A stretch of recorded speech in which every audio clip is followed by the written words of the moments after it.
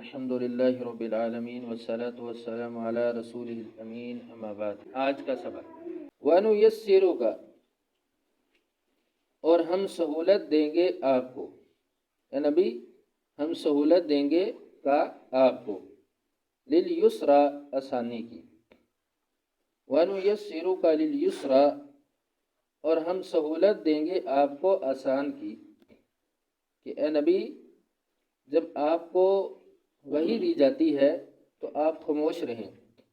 تو ہم اس قرآن کو آپ کے لیے آسان بنا دیں گے، یا اس قرآن کی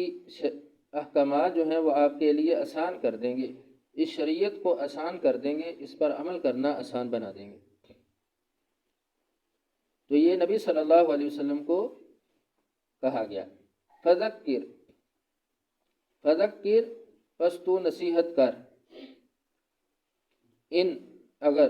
نفعت فائدہ دے الذکر نصیحت، فذکر ان نفعت الذکر، کہ بس تو نصیحت کر اگر نصیحت فائدہ دے۔ تو یہاں بھی یہ مفہوم ہے، فذکر آپ صلی اللہ علیہ وسلم کو کہا گیا، لیکن حکم عام ہے کہ نصیحت کر ہر اس شخص کو جو نصیحت حاصل کرنا چاہتا ہے، اس کو واعظ کر جو اس سے نصیحت لیتا ہے، اور جو نہیں لیتا، جو نصیحت حاصل نہیں کرتا بلکہ مخالفت کرتا ہے یا اللہ کے حکم کا مذاق اڑاتا ہے، تو اس سے ہٹ جا، اس کو نصیحت نہ کر۔ بہت سارے لوگ ایسے موجود ہیں کہ جو دین کی بات پر دین کا مذاق اڑاتے ہیں، یا تو دین کی بات کا ہی مذاق اڑائیں گے، اتنے نہ ڈر ہیں، اتنی جرأت کے ساتھ،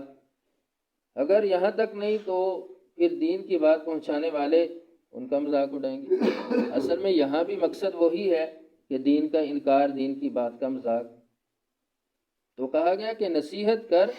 اگر نصیحت فائدہ دے، اور اس کی تیسری تفسیر بھی یہ کی گئی کہ اے نبی تیرا کام ہے نصیحت کرنا، اور ہر دائی کا کام ہے نصیحت کرنا، بات کو پہنچا دینا، اور اس سے ڈرنے والے نصیحت حاصل کر لیں گے، اور جو باغی ہیں، جو سرکش ہیں، وہ انکار کر دیں گے۔ بس اپنا کام کرنا ہے، اللہ کی بات کو پہنچا دینا ہے، کوئی مانے یا نہ مانے۔ سَيَذَّكَّرُ، ان قریب نصیحت حاصل کرے گا، من وہ شخص، یخشا جو ڈرتا ہے، سَيَذَّكَّرُ مَن یخشا، ان قریب وہ شخص نصیحت حاصل کرے گا جو ڈرتا ہے، یعنی جو اللہ سے ڈرتا ہے وہ نصیحت حاصل کر لے گا۔ وَيَتَجَنَّبُهَا،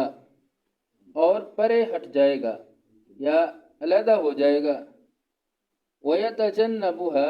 الْأَشْقَى بدبخت، وَيَتَجَنَّبُهَا الْأَشْقَى، اور بدبخت پیچھے ہٹ جائے گا یا پرے ہٹ جائے گا یا علیحدہ ہو جائے گا۔ یہ سارے ترجمے کیے گئے ہیں کہ جو بدبخت انسان ہوگا وہ نصیحت کو حاصل نہیں کرے گا بلکہ وہ دور بھاگ جائے گا۔ الذی، وہ شخص، کون؟ جو پیچھے ہٹنے والا ہے، یسلا، وہ داخل ہوگا، النار، آگ میں، الکبریٰ، بہت بڑی، الذی یسلا النار الکبریٰ، تو وہ شخص بہت بڑی آگ میں داخل ہوگا، وہ جہنم کی آگ ہے۔ ثم، پھر، لا یموت، نہیں وہ مرے گا، فیہا، اس آگ میں، ولا یحیا، اور نہ وہ زندہ رہے گا۔ ثم لا یموت فیہا ولا یحیا، پھر نہ وہ مرے گا اس آگ میں نہ زندہ رہے گا، یعنی موت نہیں آئے گی، کیونکہ موت کو موت آ جائے گی، اللہ موت کو بھی ذبح کر دیں گے۔ دنیا میں موت نہیں چاہتا تھا، موت آئی، وہاں پہ موت چاہے گا لیکن موت نہیں آئے گی، اور نہ زندہ رہے گا، یعنی عذاب کی صورت اس قدر سخت ہوگی کہ اس کا زندہ رہنا موت سے بدتر ہوگا۔ قد، تحقیق، افلح، کامیاب ہو گیا یا کامیاب ہوگا، من، وہ شخص، تزکا، جو پاک ہوا، قد افلح من تزکا، تحقیق وہ شخص کامیاب ہوا جو پاک ہوا، یعنی جس نے کفر و شرک سے اپنا تزکیہ کر لیا، اخلاق رذیلہ، بری عادات سے، برے اخلاق سے اپنے آپ کو بچا لیا، تو وہ شخص حقیقت میں کامیاب ہوا۔ وذکر، وذکر اور ذکر کیا یا یاد کیا، اسم نام ربہ اپنے رب کے، فصلی پس نماز پڑھی، وذکر اسم ربہ فصلی اور اپنے رب کے نام کے ساتھ ذکر کیا پس نماز پڑھی، اللہ اکبر تکبیر کے ساتھ نماز پڑھی اور نمازوں کو قائم کیا، یعنی اللہ کے نام کے ساتھ اللہ کو یاد کیا، نمازوں پر قائم رہا۔ بلکہ تؤثرون، تم ترجیح دیتے ہو، حیات الدنیا، دنیا کی زندگی کو، بل تؤثرون الحیات الدنیا، بلکہ تم دنیا کی زندگی کو ترجیح دیتے ہو، والآخرۃ اور آخرت کی زندگی، خیر بہتر ہے، وابقا اور باقی رہنے والی ہے، والآخرۃ خیر وابقا اور آخرت کی زندگی بہتر ہے اور باقی رہنے والی ہے۔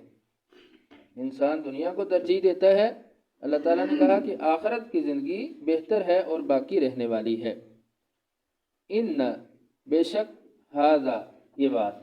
جو گزر چکی، لفی میں، صحف صحیفوں میں، الاولی پہلے، ان ھذا لفی الصحف الاولی بے شک یہ بات پہلے صحیفوں میں ہے، صحفی صحیفے ابراہیم و موسیٰ اور موسیٰ، صحفی ابراہیم و موسیٰ،